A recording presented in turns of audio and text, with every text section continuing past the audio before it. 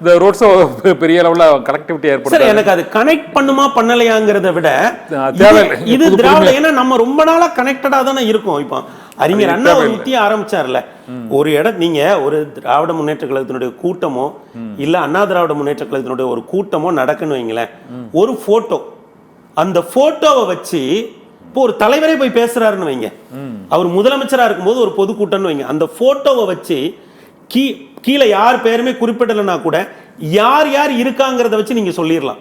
தலைவர் இருப்பாரு, பக்கத்துல அந்த மாவட்ட மந்திரி இருப்பாரு, ஒருவேளை அவரே மாவட்ட செயலாளர் இருந்தா பக்கத்துல இருப்பாரு, இல்லைன்னா மாவட்ட செயலாளர் இருப்பாரு, இல்லைன்னா அந்த பகுதி, அதற்கடுத்து அந்த பகுதி செயலாளர் இருப்பாரு, அதற்கடுத்து அந்த பகுதியில் இருக்கக்கூடிய அந்த அந்த அந்த வார்டு செயலாளர் மேடையில் இருப்பாரு.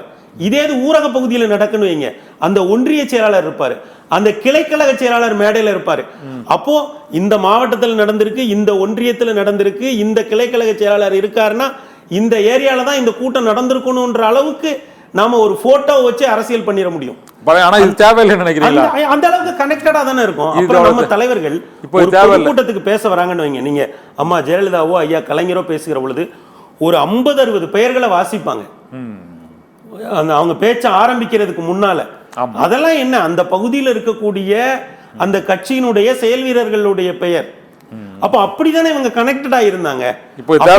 இந்த இந்த புது ஃபார்மேட் இருக்குல்ல, ஐயா முதல்வர் அவர்களும் ஐயா எதிர்க்கட்சி தலைவர் அவர்களும் எடுக்கக்கூடிய இந்த ரோட் ஷோங்கிற புது ஃபார்மேட் வந்து எனக்கு ரொம்ப ஆச்சரியமா இருக்கு.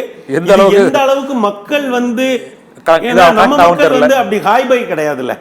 நீங்க எந்த ஒரு சிறிய இதா இருந்தா கூட சரியாக வரவேற்க வேண்டும், சரியாக விடைபெற வேண்டும் அப்படிங்கிற அளவுலலாம் நம்ம இருந்திருக்கோம். ஆனால் இந்த மாதிரியான ஒரு கான்செப்ட் வந்து எப்படி எடுபடும், அது எந்த அளவுக்குன்றது எனக்கு ஒரு ஐயமா தான் இருக்கு. ஓகே, இன்னொரு கேள்வி.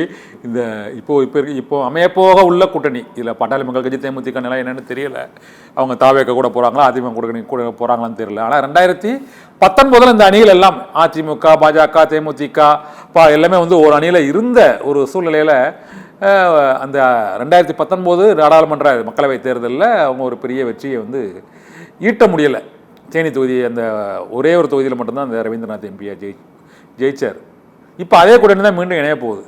2019 உள்ள சூழ்நிலை இந்த 2026 சட்டமன்ற அந்த தேர்தலையும் இருக்குன்னு நினைக்கிறீங்களா? இல்லாட்டா அது மாறுபட்ட அந்த சூழ்நிலையில் அந்த முடிவுகள் இப்போது இந்த தேர்தலில் எதிரொலிக்காது அப்படின்னு? உங்க கேள்வி ரொம்ப முக்கியமான கேள்வி. 2019 தேர்தல் நடந்த பொழுது அந்த தேர்தல் தான் அம்மா ஜெயலலிதா அவர்களும் ஐயா கலைஞர் நடந்த முதல் தேர்தல்.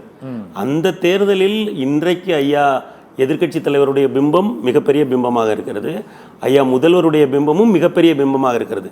ஆனால் 2019 தேர்தல் நடந்த பொழுது அவர்கள் இருவருமே இவ்வளவு பெரிய தலைவர்களாக எழுந்து நிற்காத ஒரு காலம். அவர்கள் ஜெயலலிதாமாவும் கலைஞர் ஐயாவும் இல்லாத ஒரு தேர்தல்.